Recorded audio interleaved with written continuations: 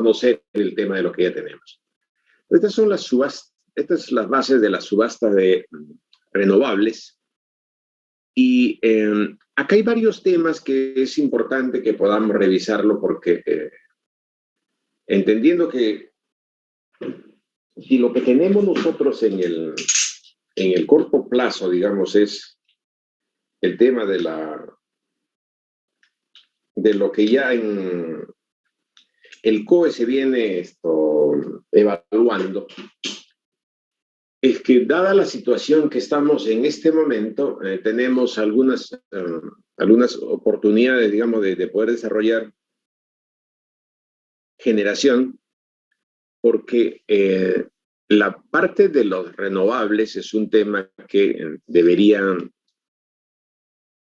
entrar con un poco más de vigor ahora a partir de, digamos, de lo que ya tenemos como escenario o como menú energético. Si nosotros vemos, a ver, déjenme entrar un minutito acá a lo que se ha venido a dar en las proyecciones que tenemos.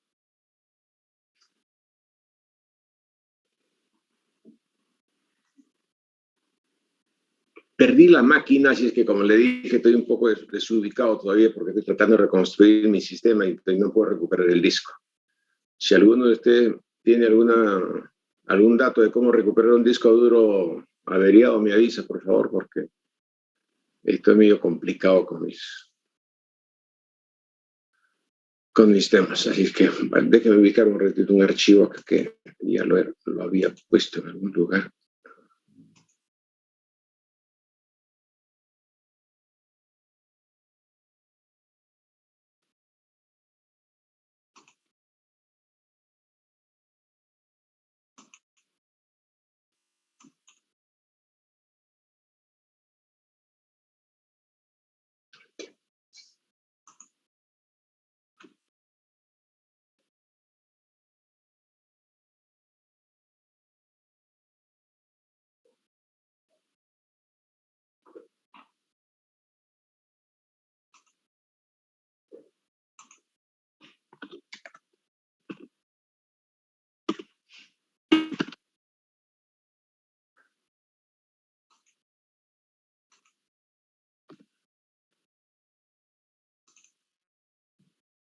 Acá está.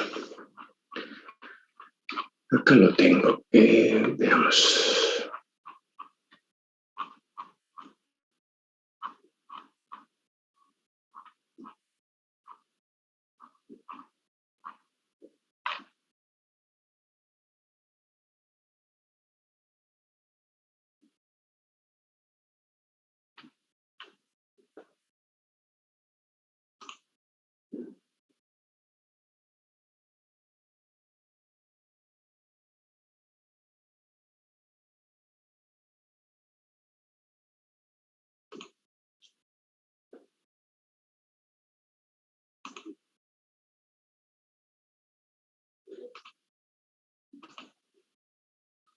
Ya, esta parte de acá.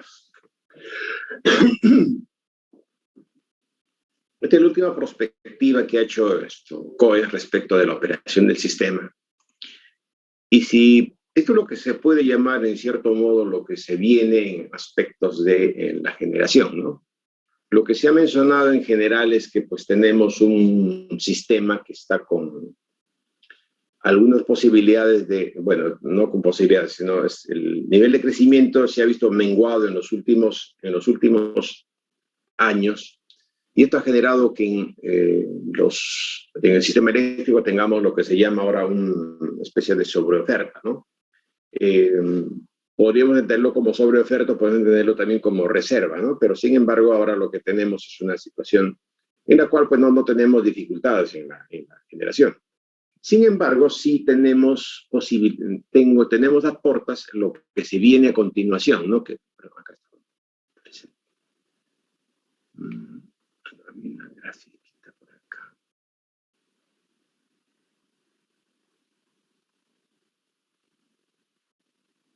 Ahora lo ubico.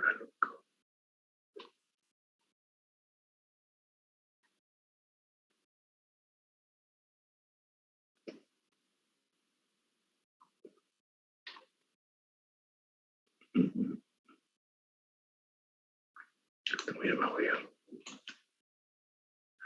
Creo que ya voy rápido.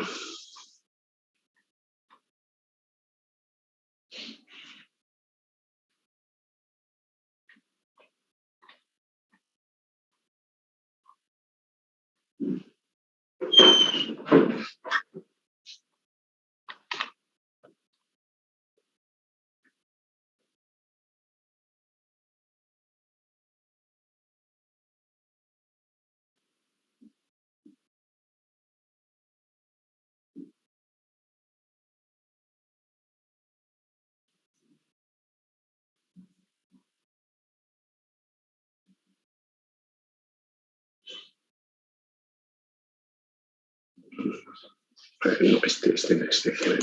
Disculpa, voy a ubicarlo. Este no es el archivo que estoy buscando.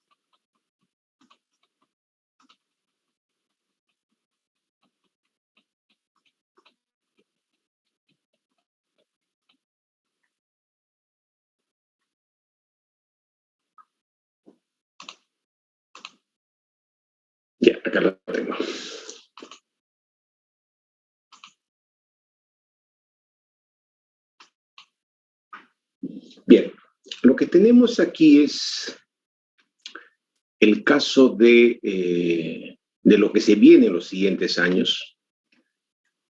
Y aquí estamos viendo que en este escenario de demanda media,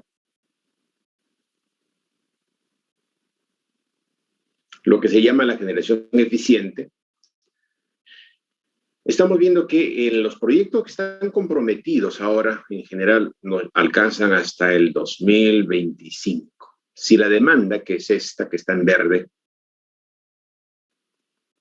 mantiene el ritmo de crecimiento que tiene, que ahora está relativamente bajo, ¿sí? Por eso que está casi plano el crecimiento, nos damos cuenta que en general para la demanda, para el escenario medio, para el año 2026 ya estaríamos con alguna dificultad para efecto de mantener el actual sistema. O sea, en 2021, dentro de 5 años, estaría entrando en una necesidad de tener que ampliar, el requerimiento de tener un parque ya ampliado, ¿no? Lo cual significa que hay que empezar a trabajar ahora, ¿sí? De tal manera que en los siguientes 3 o 4 años esto podamos incluir. Ahora, si estamos, por ejemplo, para la necesidad de incluir nuevas centrales hidroeléctricas, ya no nos alcanza tiempo, porque estamos hablando de por lo menos 6 o 7 años, ¿no? Y de 7 a 10 años para un proyecto relativamente grande, ¿no? Y eventualmente con las condiciones que tiene frente a la competencia que tiene como gas natural. Entonces, el asunto es que si vemos ya como posibilidad esto en el escenario medio, en el escenario de la demanda media, hay los demás escenarios como el del optimista, ¿sí? En el escenario optimista, ya a partir del año 2025 comenzamos a tener dificultades por el lado de la energía, ¿no? Por el lado de energía, porque no nos olvidemos que hay los dos componentes, potencia y energía. En este caso, se habla del componente energético a partir de 2025 y estamos a 4 años, ¿no? Entonces, el tema es cómo cubrir la demanda en los próximos años con una tecnología que pueda desarrollarse en 4 años. Y esto es lo que hace necesario preguntarnos cuánto tiempo toma desarrollar un proyecto eléctrico, de generación eléctrica para los siguientes años, ¿no? Y obviamente los compromisos los refuerzos de la transmisión para que esto pueda funcionar. Entonces, nos queda allí una condición interesante de opciones tecnológicas y decimos, hidro, para este caso ya no alcanza. Vale decir, pensar que con hidroeléctricas vamos a poder, y ahí veo que hay muchos técnicos, muchos especialistas que salen a decir, oye, impulsemos la hidroelectricidad porque es el tema que tiene que desarrollarse, o entonces vamos a cubrir la demanda de los siguientes años. 2 temas ahí. Uno es que la competitividad de la hidroeléctrica frente a la gas, obviamente hay una diferencia que se inclina hacia a favor del gas. Y segundo es que, eso como precio, ¿no? Como precio de venta de energía. Segundo, es el tema de la recuperación del capital. Cuando se hace un proyecto hidroeléctrico, la recuperación del capital obviamente es por lo menos 30 años. En el caso de las centrales térmicas estamos hablando de 15 o 20 años. Entonces, claro, si voy a poner mi capital en una central hidroeléctrica, sé que lo estoy poniendo a muy largo plazo. Y la recuperación en ese tiempo. Cuando pongo el capital en térmica, estoy hablando de, si bien es el largo plazo, está hablando de 15 años, casi la mitad del tiempo que el otro que toma el otro. Entonces, esa segunda consideración. Precio de generación y horizonte de recuperación del capital. No, eso hace en general que cuando tengamos que pensar en generación hidroeléctrica, pues y un tercer tema, ¿no? Es el tema del monto de inversiones. Entonces, el monto de inversión, como hemos visto también en la parte que hemos hecho la simulación de la operación de los sistemas de generación, pues lo que tenemos es que la inversión de las hidroeléctricas fácilmente está superando digamos, entre 2 o 3 veces lo que se requiere para una central térmica. Entonces, pensar que un proceso hidroeléctrico se va a dar con las condiciones que tenemos en este momento, tendrán que ser los proyectos que eventualmente tengan bastante competitividad, esto una menor inversión para que puedan competir y entrar fácilmente al sistema, ¿no? Pero en adición, ya para este plazo, ya no tenemos esa posibilidad, no hay tiempo. Entonces habría que pensar en térmicas, ¿no? Básicamente, o en renovables. En térmicas estamos hablando de entre 3 o 4 años, ¿sí? Que se alcanzaría, para lo cual habría que convocar ya también las licitaciones, ¿no? Porque la licitación es la que dispara el crecimiento de la generación. Entonces, el tema es, y estamos a tiempo para lanzar las siguientes licitaciones y que se puedan contratar la siguiente generación. Aun cuando se dice que en este momento tenemos una sobreoferta, pues en general lo que estamos viendo es que no es tan holgado el tema y que podríamos en 4 o 5 años tener ya dificultades. Es en el caso optimista. Claro, me dirán, pues, profesor, ¿y el caso pesimista? Bueno, el caso pesimista es pues que tengamos esta situación, de que la demanda vaya tan baja, ¿no? Y que la potencia que tengamos sea suficiente hasta el año 2032, ¿no? Entonces, con algunas adiciones que vamos a ir desarrollando en el tiempo. Entonces, el tema es que cuando queremos aquí desarrollar nuestros sistemas, pues decimos, ¿qué opciones tenemos? Entonces, la opción tecnológica de las renovables aparece como una opción. Y mientras más pase el tiempo, cuanto más corto sea el horizonte, a pesar de lo que se dice, pues eventualmente vamos a tener que recurrir a fuentes más rápidas, como son las renovables, y obviamente también el tema de las térmicas a gas, ¿no? Entonces, dos horizontes que tenemos allí muy claros es el tema de que si vamos a avanzar en este concepto, en este contexto, pues tenemos térmico y tenemos gas. Y habrá que, en todo caso, fomentar las inversiones hacia más largo plazo. Pero si lo dejamos solo como mercado, el mercado solo esto va a tender a esas dos opciones. Hoy día, inclusive, tenemos desarrollos en renovables que están haciéndose al margen de este crecimiento, ¿no? Así, en estos días en Perú Energía, ayer o anteayer, se ha anunciado, por ejemplo, que hay un proyecto de una generadora nacional que está entregando energía solar a una minera, ¿no? ¿Y en qué condición? Es un contrato privado, ¿no?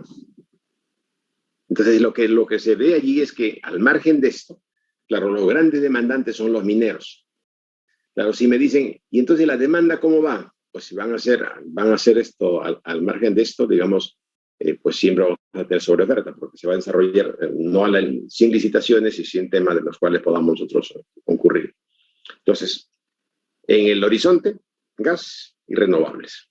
Por eso es que esto le estaba mostrando esta convocatoria respecto de las renovables de las bases, digamos, de la última convocatoria que se hizo. Entonces,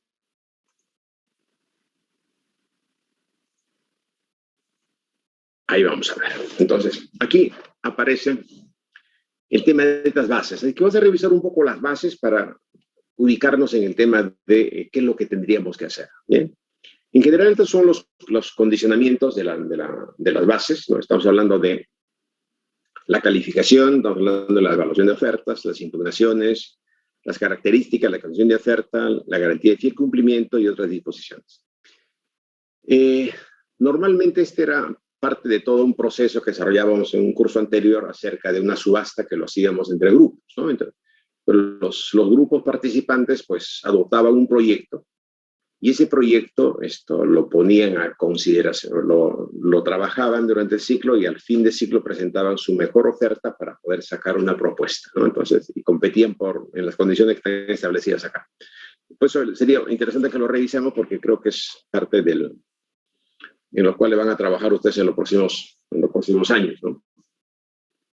En este caso, cuando se habló de la subasta, se requirió de esta forma la subasta. Fue una subasta que se hizo por tecnología, vale decir, voy a licitar esta cantidad de energía por cada tecnología. Entonces, biomasa, eran estas 4 tecnologías de residuos forestales, de residuos sólidos agrícolas, de residuos sólidos urbanos, de residuos sólidos urbanos, con incineración y estos con biogás.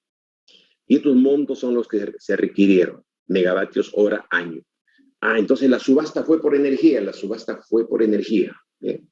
Y esa es un poco la lógica que se desarrollaron en las 4 subastas anteriores, ¿eh? Hacer la subasta por energía. Luego continuó el tema de la eólica, solar fotovoltaica, y este fue el total. Entonces, en la última convocatoria. Entonces, como podrán ver aquí, lo que más se requirió fue eólica, y segundo el tema de fotovoltaicos. Y luego ya lo de biomasa. En general, lo de biomasa no han sido, digamos, los con más competencia, porque si bien es cierto que somos un país rico en tema de biomasa, pues no hay mucho desarrollo, y más bien hemos ido por el tema de eólica y solar. Entonces, y nos preguntamos aquí, ¿y los proyectos hidroeléctricos que se denominen renovables? Entonces acá hay una nota en la cual dice, adicionalmente la generación RER será un máximo de 450,000 de año, ¿no? En hidroeléctricos. O sea, fue como un rubro independiente en la cual se hablaba de proyectos hidroeléctricos de hasta 450,000 megavatios hora año, que fue el tema que estaba establecido en estas bases. ¿Por qué y estos obviamente tienen un tamaño específico, de tal manera que las grandes centrales tampoco entran a competir acá, ¿no? Porque es un tema, estamos hablando del 5% de la demanda nacional de energía que se convoca al tema energético. Por lo tanto, hablar de grandes centrales obviamente ya superaría largamente el tema de los 5%. Entonces, está centrado en esa condición. Eso por el lado del concepto. ¿Qué se viene ahora? Como hemos visto en la reunión que vimos, el tema del resultado de la subasta, lo que tenemos es que el precio de la eólica, el precio de la solar fotovoltaica, inclusive, bueno, la hidráulica se ha mantenido, han disminuido notablemente, ¿no? Si anteriormente estaban bastante distanciados de, por ejemplo, eólica y solar fotovoltaica, de las hidroeléctricas, hoy día podemos hablar que, por ejemplo, la solar fotovoltaica es bastante más baja, ¿no? Es bastante más baja. Entonces, y esto hace que en general, pues, tengamos unos precios, pero en general bastante buenos, ¿no? Bastante buenos. Por ejemplo, en el caso de este tema de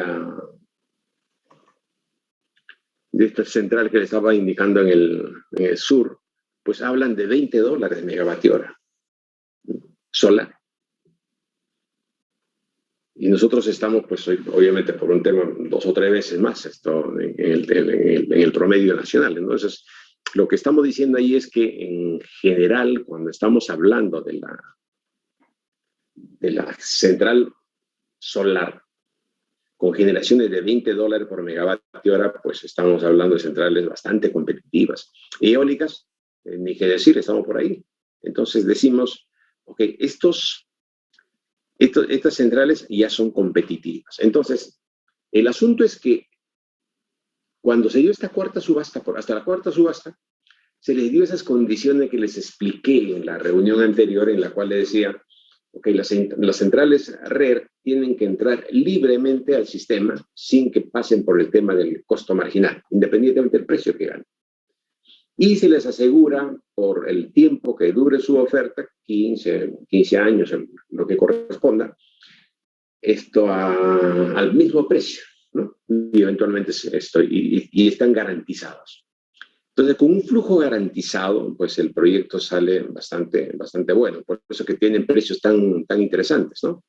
No nos olvidemos que cuando tenemos que financiar un proyecto, el financiamiento del proyecto está en función de riesgo, el costo de financiamiento está en función de riesgo que genere el proyecto.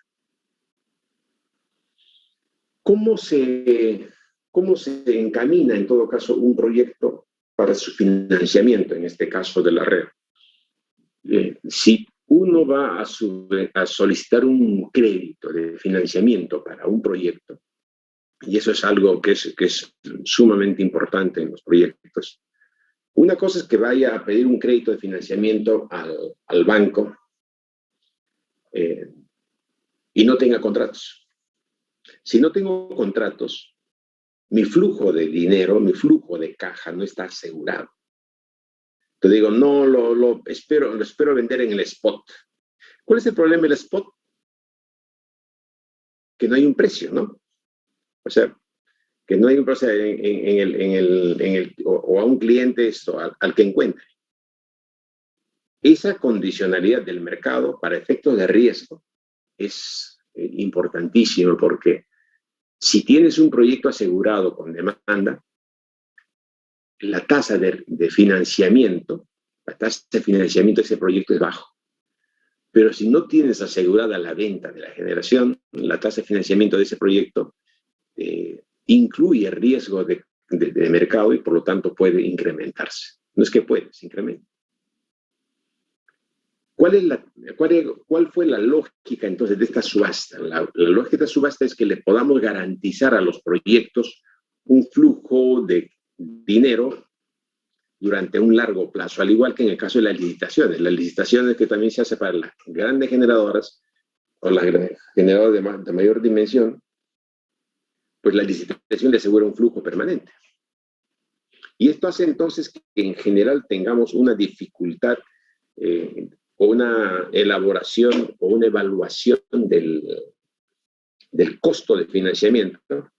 Y el costo de financiamiento pues tiene que ver con el riesgo.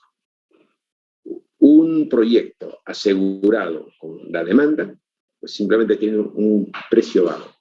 Si van a entrar a competir en un mercado como este, pues una garantía como que tenga un mercado asegurado simplemente les va a garantizar un riesgo de financiamiento bajo. Bien, entonces, eso es lo que, digamos, genera esta condición de compra a largo plazo. Bien, esto fue entonces un poco el concepto de la generación. Ahora, cuando ya comenzamos a ver el tema del contenido mismo, pues son definiciones, vamos a entrar a...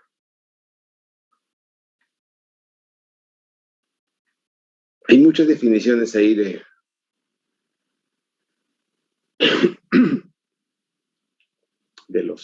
o sea, en el contrato hay que ser muy, muy, muy precisos en lo que se tiene que establecer, porque no podemos dejar nada al aire, ¿sí? O nada suelto. Y por eso es que cada término tiene su definición. Por eso es que yo les exigía mucho que lean bien, ¿no? Y el leer bien precisamente es tener muy claro todo. Entonces, para poder interpretar, ¿no? ¿Qué se entiende por factor de planta? Es base de concurso. O sea, fíjese, está muy claramente especificado. Es la proporción de la energía que puede producir anualmente la central respecto a la potencia de la central multiplicada por el número de horas al año. Fecha de cierre y una serie de cosas más que hay que establecer aquí. Aquí también hay un concepto de garantías de fiel cumplimiento y la garantía de seriedad de oferta, ¿no? Son dos garantías, dos cartas fianza que se solicitan para efectos de que los que vayan a participar en la subasta, pues tengan un comportamiento muy igualmente diligente, ¿no? En este caso, pues el hecho es que cuando uno va a una subasta tiene que ir, obviamente, con ya una oferta seria y esto lo que tiene que hacerlo cumplir. Y si no lo cumple, entonces ambos son penalizados, ¿no? Ambos son penalizados. Esta es la seriedad de oferta. Es una garantía que hay que poner para efectos de que una vez presentada mi oferta, ¿sí?, con todas las normas que tienen que establecerse, yo no podría ya retirarme, ¿no? Y entonces digo, no, disculpa, me equivoqué. Bueno, la equivocación tiene un costo y ese costo se llama garantía de seriedad de oferta. Y la de cumplimiento es que una vez que ya gané la oferta, ya gané la licitación, pues si no cumplo lo que he prometido, igualmente muy complicado. Así que vamos a ver ahora cuáles son las características que en adición se va desarrollando esto. Prima. Okay. Quizás nos vamos a ir a los temas que son básicamente del...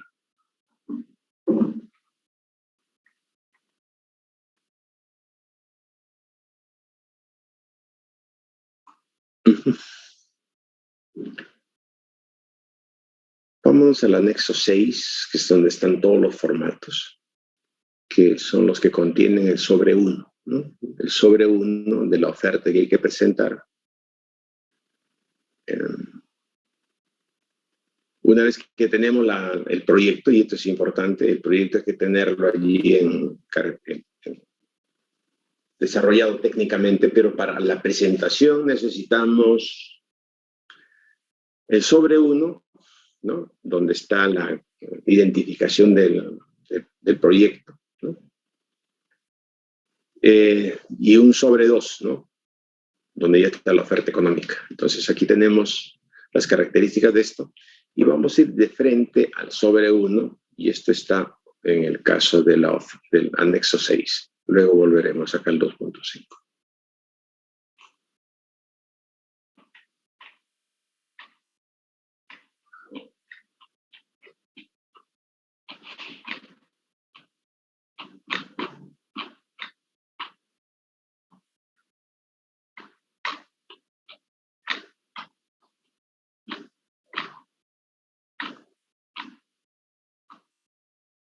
Ya.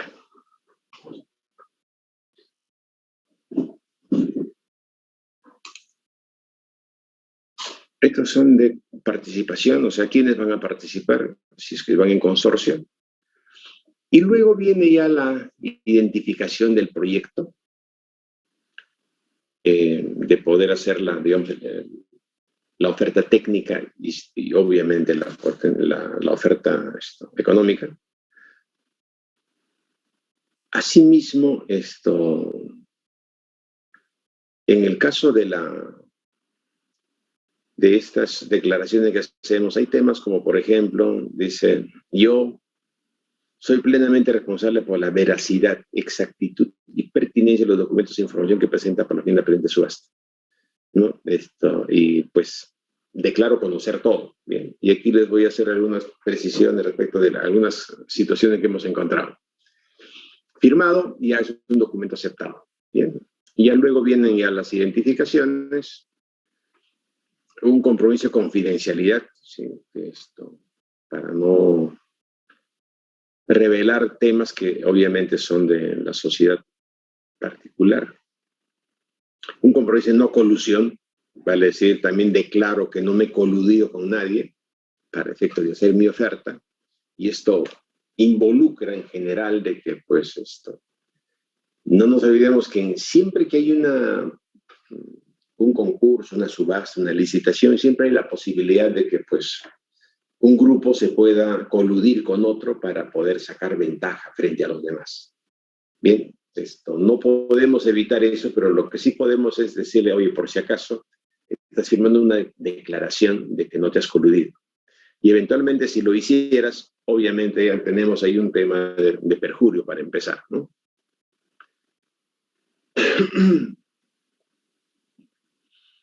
Y un tema adicional es, en caso de incumplimiento de este compromiso de no colusión, sin perjuicio de las sanciones administrativas y penales, que es obviamente un tema penal, que se pudiesen aplicar, nosotros quedaremos inhabilitados durante 4 años a participar en las subastas que se desarrollen en ese sentido. Igualmente, no nos olvidemos que en estos procesos no nos faltan, ¿no?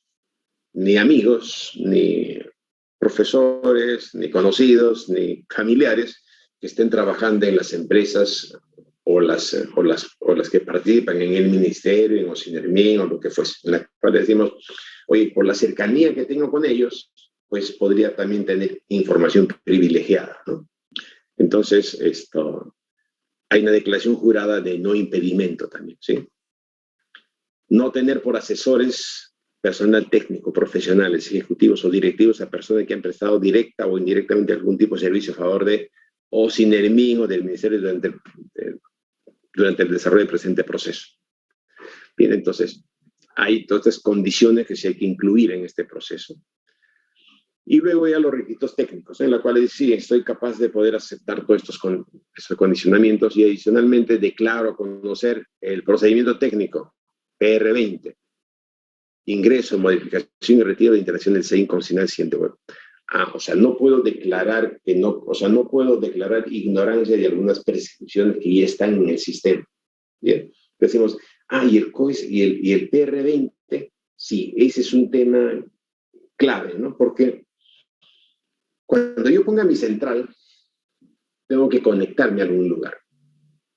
Si bien es cierto que la norma me da la posibilidad de conectarme a la red y me da la prioridad para conectarme a la red, no me dice esto, si bien me da la prioridad, lo que me establece este procedimiento es cómo debo hacerlo. Y por tanto, entonces debería cumplirlo. Entonces, y estos son requerimientos de la operación, ¿no? Entonces, no puedo aducir que no conocía, sí conozco, porque esto implica que, esto implica saber dónde está, de qué nivel de tensión es, qué requerimientos de acceso necesito, si necesito transformadores, compensaciones o lo que fuese, necesito conocerlo. Porque si voy a inyectar a la red, tengo que hacerlo en condiciones tal que pues esto pueda inyectar, ¿no? Y esta inyección requiere algún condicionamiento técnico que hay que tenerlo en consideración. Luego,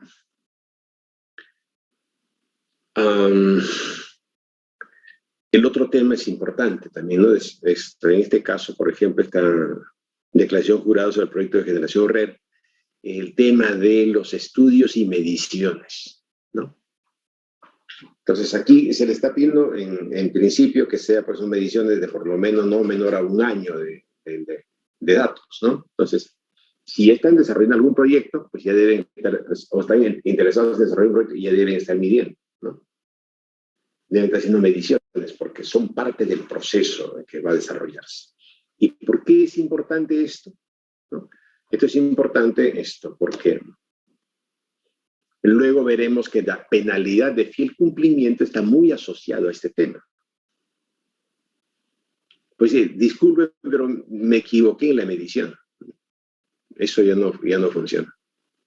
Bien, profesor, presente un reclamo. Pero disculpa, señores, presente un reclamo. Ya no hay reclamos.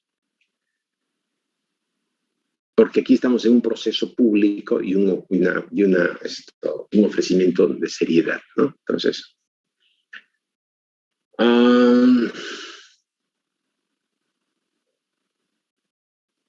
declaro tener experiencia y declaro tener a quienes me van a respaldar en este proceso, los técnicos que me van a acompañar.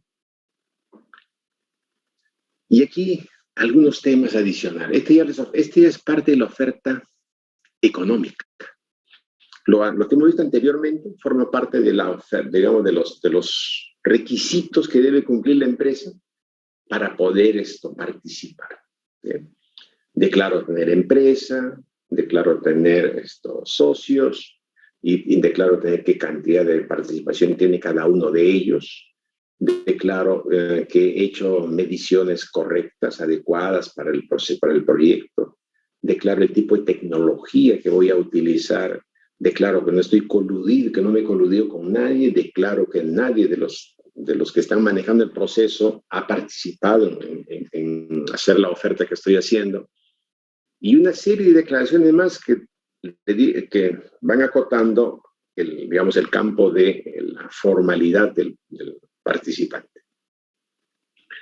Luego vamos al tema de la subasta, la oferta económica propiamente dicha. ¿Qué proyecto es, qué tecnología es y qué postores? Bien, y aquí viene un poco el tema. Dice, en cumplimiento de los titulares de la base, presentamos nuestra oferta conforme a los siguientes términos. 1. Barra de oferta. Ajá. Y aquí está haciendo la oferta, la barra de oferta. Entonces dirán, ¿y en qué barra voy a hacer la oferta? ¿No? Entonces, creo que un poquito más abajo acá están las barras. Acá están las barras, ¿no? Las barras de oferta. Está el nivel de tensión y la cantidad de inyección que puede permitir esto, ¿sí? Entonces, acá lo que hacemos en la oferta económica es decir, oye, en tal barra voy a inyectar. Yo elegiré la barra. Y para eso tendré que hacer la celda de acoplamiento, todos los temas necesarios para poder conectarme en esa barra, o, digamos, del sistema interconectado. Y si tengo que conectarme a la mitad de una red, de la línea, por ejemplo, entonces tendré que hacer las obras, tendré que incluir las obras necesarias para una subestación intermedia. Entonces, ojo que cuando hacemos un proyecto de este tipo, hay que tener muchísimo detalle, muchísimo cuidado, porque cada elemento, o sea, lo que nosotros en nuestros gráficos le ponemos como una conexión, lo conecto acá, le hacemos un puntito, ese puntito significan varios millones de dólares, ¿no? Entonces, por eso es importante que indiquen qué barra va a ser la oferta. Luego habla del precio monómico. Cuando hablamos de precio monómico, estamos hablando del precio que incluye potencia y energía. ¿Ya? Y esta condición, digamos, de incluir ambos precios en un solo monto, es lo que le conocemos como precio monómico. Muchas de las veces, cuando hablamos de la venta de energía, a veces hablamos básicamente en términos de la energía propiamente dicho, ¿no? Y no consideramos el componente de potencia. Y como le dije, en este caso, la propuesta es monómica. En el Excel que manejamos en algunas clases anteriores, donde incluíamos el costo o el componente de la inversión y el de costo de operación y mantenimiento, pues esa composición es la que pues, es el precio monómico, ¿no? O sea, el último valor que obteníamos al final nosotros, que tenía unos 20, 30, 50 dólares por megavatio hora, incluido el precio de la inversión, ese le llamamos el precio monómico. Y aquí va el tema en números y va en números en letras. Y aquí es sumamente importante, ¿sí? Vimos el caso bastante llamativo, por decirlo menos, de unos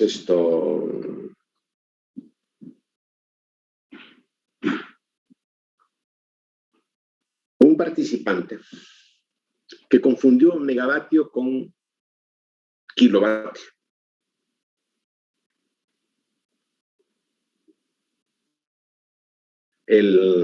Esa confusión, saben que eso significa 3 ceros, ¿no? Y significando 3 ceros, pues el valor que había puesto era 1000 veces menor, ¿no? Y la opción fue que dado que este es un proceso que tiene una garantía, ¿se acuerdan de la fianza? De seriedad de oferta, ¿sí? Entonces el postor dijo, está claro que me he equivocado, dijo, ¿no? Bueno, todos estábamos de acuerdo que se había equivocado. Y dijo, bueno, esa es la razón por la cual mi oferta obviamente no la puedo mantener. O sea, si voy a ir con ese valor, pues ciertamente no voy a poder mantener esa oferta. Porque si en lugar que esté ofertando a 30 dólares por megavatio hora, estoy ofertando a 0.3 dólares por megavatio hora. Está claro que es un error. Clarísimo. ¿Cuál es su decisión? Solamente hay 2 opciones. O continúa o se retira. Entonces, el postor, obviamente, optó por retirarse porque el otro iba a ser bastante más oneroso, ¿no? ¿Qué significa que se retira en esta condición una vez que se abrió su sobre? Que su sobre no es serio en la oferta y por lo tanto hay que ejecutarle la fianza. Y entonces, claro, decimos, qué pena que se haya equivocado, y se haya equivocado por una coma o por 2 ceros o por 3 ceros. Pero ese error sí cuesta dinero, ¿no? Así que aquí hay que tener mucho cuidado en ese tema y sobre todo en este tipo de concursos en los cuales ocurre este tipo de cosas. Y luego van, obviamente, la oferta en números y en letras de lo que son la potencia, ¿sí? Y aquí hay un tema de aceptación de eventual adjudicación parcial. Y este es un aspecto que es medular, ¿eh? Porque cuando uno presenta su oferta, se imaginarán pues que cada uno de los participantes hace su mejor esfuerzo por presentar su oferta, ¿no? Y esto hace que pues haga un cálculo muy preciso de todo lo que significa ser el flujo de caja,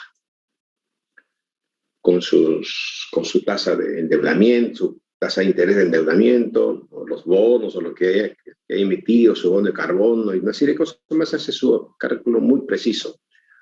Y hace una oferta, ¿no? Ya, $35.6 por megavatio hora. Pero como vimos en las subastas también, ¿sí? Es posible que mi oferta esté justo para completar el total de la demanda de energía. Y entonces, pero no requieren que yo entregue el 100%, ¿no? Requieren que entregue un porcentaje de ese 100%. Entonces me dicen, oye, ¿aceptas una adjudicación parcial? ¿Pero a qué precio? No, a que te hagas al precio que has puesto acá. Pero ese era para el 100%. Ok, pues la cuestión es, ¿aceptas o no aceptas? Aquí, en todo caso, tienes que ponerlo, ¿no? Y en adición tienes que poner hasta qué porcentaje. ¿Aceptarías una adjudicación parcial? Sí. Porcentaje mínimo, 60%, 70%, 80%, o simplemente dices no, y se supone que sí, es todo o nada.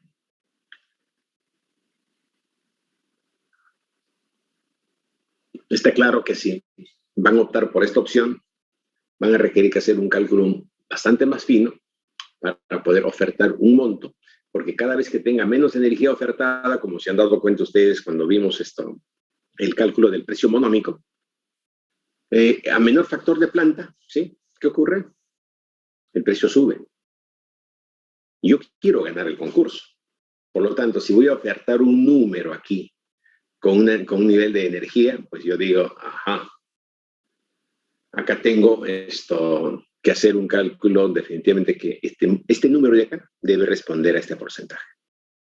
Porque si eventualmente lo saco, si me asignan esta adjudicación, entonces yo debería aceptar este número. Y eso es lo que, obviamente, esto se estaría en juego en este punto, ¿no? Entonces, esta hojita de la oferta económica, pues tiene en general bastantes temas, ¿eh? Bueno, es cuando hay una segunda opción, una segunda ronda. Y como es una subasta, puede haber una segunda ronda. En los mismos términos, sí. Este es el lugar donde hay que entregar, donde se podría entregar la energía, la barra de referencia, o si ustedes necesitan, harán su propia barra, si es que eso va así, pero si van a hacer su propia barra, hay que incluirlo en el costo, ¿sí? Y hay que incluirlo en la oferta económica. Esta es la garantía de fiel cumplimiento. Y esto es a lo que se... Este es el de serie de oferta, perdón. Este es el que ocurre hasta antes de la firma del contrato. La seriedad de oferta es hasta antes de la firma del contrato. Si yo firmo contrato, ya voy a cumplimiento. Si es antes de la firma del contrato, es seriedad de oferta. ¿Sí? Y entonces aquí identifico mi proyecto, identifico las condiciones en las cuales estoy participando. y pues revisaremos un poquito cuánto es el monto de eso. Acá seguramente estoy aceptando esa condición. Y esta es la garantía de fiel cumplimiento, ¿sí? En la cual igualmente me estoy sometiendo, dice, y aquí es muy específico, no sé si acá se indica lo mismo. Dice, por la presente estoy de sus clientes, señores del postor, constituimos garantía solidaria, y este es obviamente el que pone la fianza, ¿no? El banco que pone la fianza. Solidaria, irrevocable, incondicional y sin discusión y de regresión automática por la suma de $, a favor de Osinermin para garantizar la validez, vigencia y seriedad de oferta presentada por el postor tal. Ya, participante en la subasta número tal. En el caso de la garantía de fiel cumplimiento, ya después de firmar el contrato, constituimos esta fianza solidaria, irrevocable, incondicional, sin beneficio de discusión y sin regresión automática por la suma de tantos $, a favor del Ministerio de Energía y Minas para garantizar el fiel cumplimiento de la ejecución del proyecto RER que suministrará la sociedad tal y tal cosa más. Entenderán que en el caso de la seriedad de oferta, la fianza se ejecuta a favor de quien hace la convocatoria. En este caso, Osinermin hace la convocatoria, dirige la convocatoria y una vez que está para la firma del contrato, se lo entrega al concesionario, al concedente, que en este caso es el ministerio. Y la garantía de fiel cumplimiento, ya una vez firmado el contrato, corresponde al Ministerio de Energía y Minas. ¿Bien? Dos temas interesantes. Bien, y creo que hasta ahí básicamente lo que tenemos. Y este es el contrato. Es el contrato directamente que está establecido. Básicamente los mismos términos que está haciéndose acá, que lo vimos al inicio de las...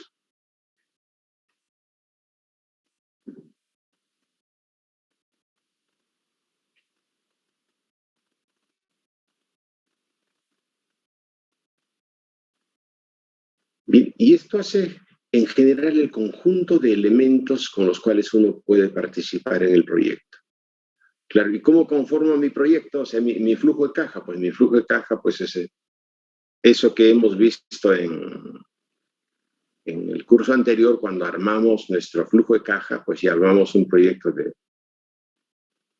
ingresos, egresos, y el costo de financiamiento y los parámetros de evaluación que ya conocemos, ¿no? Entonces, que hacen posible que podamos tener todo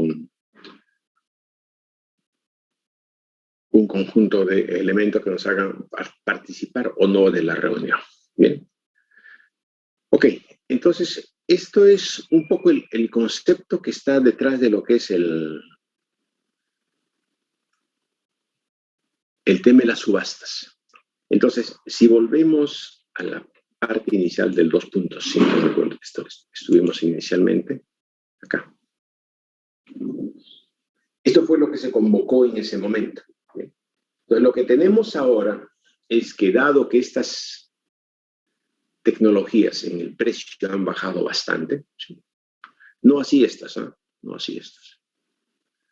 Entonces, aquí competían eólicas con eólicas y aquí solares con solares. Y hidroeléctricas con hidros y biomasa con biomasa, entre ellos competían. Hoy día esa posibilidad prácticamente está ya, es bastante discutible porque ya las solares y las eólicas ya pueden empezar a competir en un mercado abierto. Y ese mercado abierto, obviamente, ya pueden competir con las convencionales, ¿no?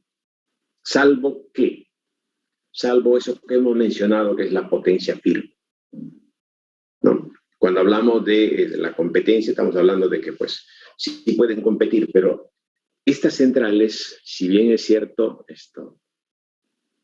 pueden entrar a producir energía, lo pueden hacer en segmentos, en bloques.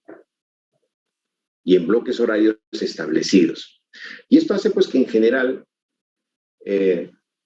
se creara este tipo de subastas para que los renovables pudieran entrar al sistema a operar sin la necesidad de tener la potencia firme. ¿Cómo se compensa el tema de la potencia firme? ¿No? Si nosotros vemos el diagrama de carga de la demanda nacional y nosotros nos fijamos en que tenemos una demanda y tenemos unos generadores, no necesariamente toda la generación está operando para atender la demanda. Algunas como ustedes mismos lo han manifestado en las reuniones anteriores, algunas centrales están como reserva fría, otras como reserva caliente, ¿no? De tal manera que siempre tenemos un exceso para atender cualquier desbalance. Lo que se apeló en ese momento fue a que, digamos, oye, con 5% no le va a hacer nada porque tenemos suficiente. Por lo tanto, cualquier situación que las renovables no puedan cubrir, el sistema lo absorbe y estamos hablando de un 5%. Hoy día se habla y se dice, oye, no, pongámosle 30 o 40 o un poco más, ¿sí? Y el asunto es que dada la condición de la variabilidad de estas centrales, pues sí pueden, obviamente, ya con una participación mayor, requerir de un respaldo que pueda hacer que las 24 horas pudiera estar, salvo que se puedan disponer o se puedan despachar por horas. Y esa es la siguiente etapa que está igualmente en desarrollo, ¿no? Es decir, oye, ¿y podemos despachar esto en bloques horarios? ¿Cómo resolvió Chile el mismo problema? ¿Sí? El mismo problema lo ha resuelto precisamente estableciendo bloques horarios. Entonces, las subastas o las licitaciones ya no las ha hecho por la licitación de distribución, me refiero, ¿no? La licitación de distribución ya no las ha hecho por las 24 horas, como están hasta ahora. Acá también venimos haciendo las 24 horas. La licitación es tanta cantidad de energía, obviamente, por día, ¿no? Pero no, lo han dividido en bloques horarios. Las 24 horas lo han dividido en bloques horarios y han dicho, ok, vamos a hacer la licitación por bloques horarios. Bloque 1, bloque 2, bloque 3, bloque 4. El que tenga posibilidad de entregar energía en determinado bloque, que se presente y oferte su mejor precio. Y los que no, pues obviamente lo harán en el bloque que más les convenga. Entenderán que esa separación que ha hecho Chile de los bloques horarios ha hecho pues que en general gran parte de las centrales, gran parte de los solares estén entrando, ¿no? Y no los ha hecho pues obviamente para el corto plazo, sino obviamente con un tiempo un poquito mayor. Entonces, de tal manera que se les dé espacio para que puedan desarrollar todos los proyectos en forma adecuada y puedan entrar a operar en el sistema. Eso todavía no ocurre aquí en el país. Está viendo el Ministerio viene evaluando cuál es la mejor opción para que esto pueda ocurrir así. Pero lo que sí es cierto que, bueno, mi expectativa es que esta base, ¿sí? Estas bases que hemos revisado, si bien es cierto, son ilustrativas de lo que ocurrió en la última subasta, no creo que se van a ocurrir para la siguiente subasta, dado el nivel de precios que tiene ahora la central eólica o las centrales fotovoltaicas. Bien, y esto entonces hace que en general ahora se esté hablando de la siguiente subasta, pero con términos diferentes. Y van acá a amarrarse entonces dos cosas. Uno es el tema de las subastas de energía de generación, y el otro es el de licitaciones de demanda, que son las que generan los distribuidores. No nos olvidemos de esas dos cosas, ¿sí? Las licitaciones, que son los que determinan o son los que generan la demanda y que están a cargo de las distribuidoras. Esas son las que pueden asegurar o pueden fondear los flujos de las futuras empresas de las centrales hidroeléctricas o de las fuentes de generación hidroeléctricas. Y por el otro lado está el tema de la oferta, que son las subastas de estos renovables, ¿no? Entonces, esas fueron las dos lógicas con las cuales se manejaron en ese momento las opciones de generación.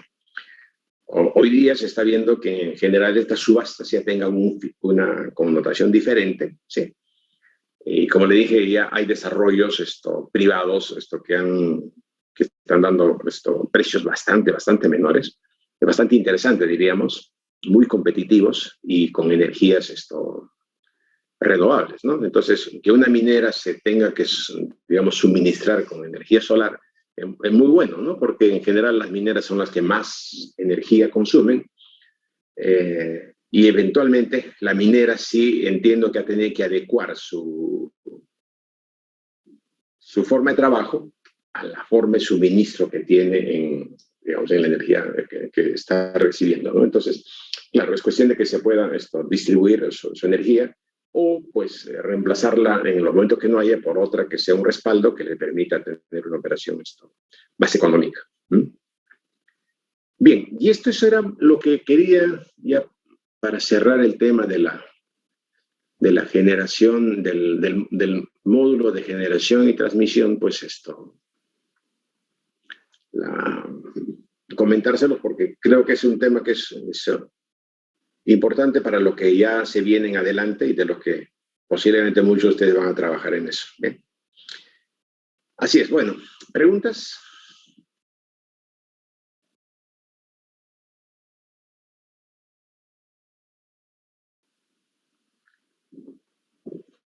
Bueno, entiendo que no hay preguntas.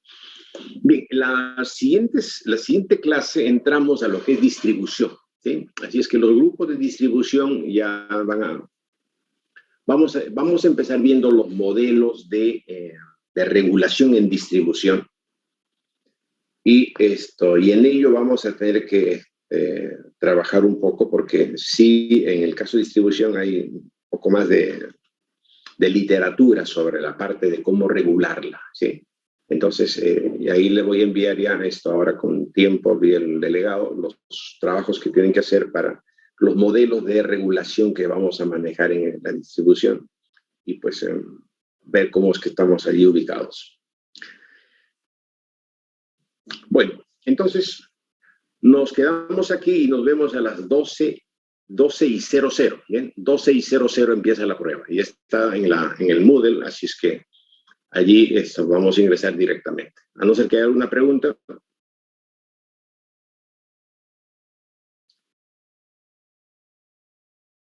Bien, nos quedamos aquí entonces. A las 12:00 en el módulo Moodle y como ya saben, con su Excel y tanta cosa más para que puedan ya igualmente trabajar. ¿Bien? Ok, entendido. Hasta luego.